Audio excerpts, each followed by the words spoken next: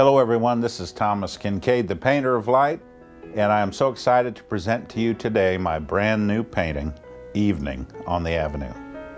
You know, when I think of an avenue, that's such an exciting word to me because I grew up in a small town, and the center of the small town is Main Street, the place where business takes place and where neighbors meet and greet. Main Street in my hometown of Placerville was quite the place to be on a Saturday morning. We'd wander up and down the street, gather a few hellos from friends, and my mom would do her shopping there at the Five and Dime store, the Notion shop, the fabric store. It was a simpler day and age, but I think the heart of a Main Street is the connection with people, and that is still very much alive today. Now, people are hungry for that sense of community, I believe. And so my painting, Evening on the Avenue, I think really celebrates the sense of community. Now this scene of Evening on the Avenue is actually inspired by a real place. I spent a lot of time sketching and researching in the historic town of Charleston, South Carolina. Some of you who've been to Charleston know that there's so much history there, but not only that, there's a lot of architectural interest. I spent a lot of time on Broad Street and picturing what this setting would be like in an earlier day. I particularly like that point in history when the horse-drawn carriages were being replaced by the horseless carriage, the automobiles. You know, you really have a sense of transition, of the fact that times are changing. We see a variety of people in this scene, everything from the well-dressed and upper-class individual, perhaps the individual with education who had been on the grand tour of Europe and knew a thing or two about culture. We have the workmen of the town who gather and oftentimes are referred to as loafers. They would watch the town pass by and watch the day pass by as well. People would wander not only to shop but also just to socialize, and you see people gathering, stopping to chat one with another, maybe look at the flower vendor with all his merchandise. The horse-drawn trolley that we see coming up the avenue, of course, is based on authentic trolleys from that era.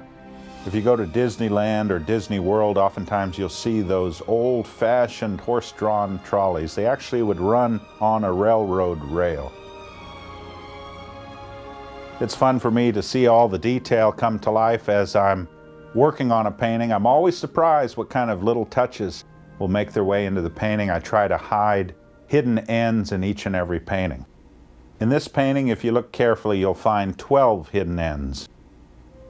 As an artist, I have a wonderful opportunity to use light in old-fashioned settings like this because it was the era of gaslight.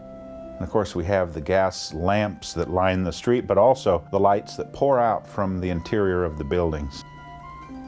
Of course, the streets are wet, and that gives me a chance to suggest that perhaps the storm has passed through. The streets are glowing with the reflection of light as they glisten with moisture. Now, when you dim the lights on the painting, you'll really see those lighting effects come to life with extra dimension of color. Perhaps you'll see an amber tone, a warmer glow that begins to take hold of your senses. As the lights come back up, it's as though evening is diminishing and the morning is dawning. We have the sense that the daylight is coming back. Perhaps the clouds have passed and we see the sunlight beginning to hit the scene again. Of course, the center of the community is the church. We see a church steeple there in the center of this painting. Now, there's a lot of small towns where the church steeple was the first thing you'd see on the horizon as you came in close to town.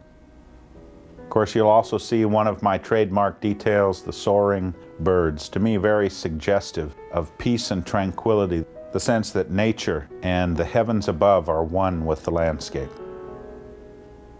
Now, whether you live in a small town or a small city, the avenue was very typical of America's growth and the early days of the 20th century, the last days of the 19th century. As cities were growing and communities were being established, you had the avenue as the centerpiece of every community. So wherever you live or wherever you grew up, chances are there's a street, an avenue, very similar to this, not too far from where you live. Of course, whether I'm painting a natural setting or a bustling city scene, the goal is always the same for me, and that is to share a little hope and inspiration to people. I think art has a great ability to encourage the heart and to bring you a sense of inspiration. Oftentimes we go through our day and we can get discouraged when we see the evening news, but it's nice to be reminded that the lights are glowing and there is a peaceful place that we can retreat to, even in our imagination.